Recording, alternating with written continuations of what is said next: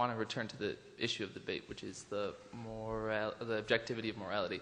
And so you say that you can base objective morality on the assumption that that this worst possible world is bad.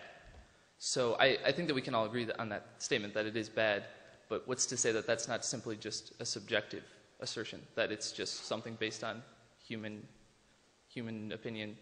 I don't see any reason to think that that's an objective. Right. Well, I tried to show you in my opening remarks why that particular concern is not interesting or necessary. You can play that same game with everything that we think is objective. So why does 2 + 2 make 4? How it seems to make 4 to us, but how do we know that's not just a human intuition? I mean, what is wrong with a logical argument that contradicts itself? Why is self-contradiction not a good way to argue? Well, it just doesn't seem to fly.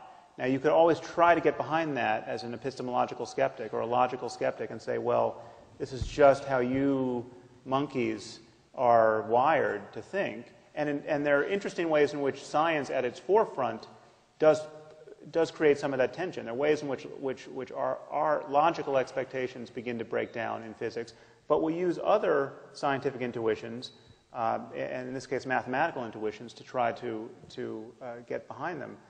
You have to pick yourself up by your bootstraps somewhere. Okay? It's better than pulling yourself down by them.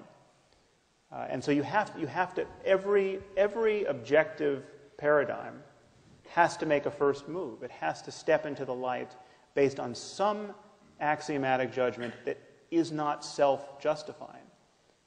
Gödel proved this in logic, and if this is true for arithmetic, it's true for things far more complicated than arithmetic.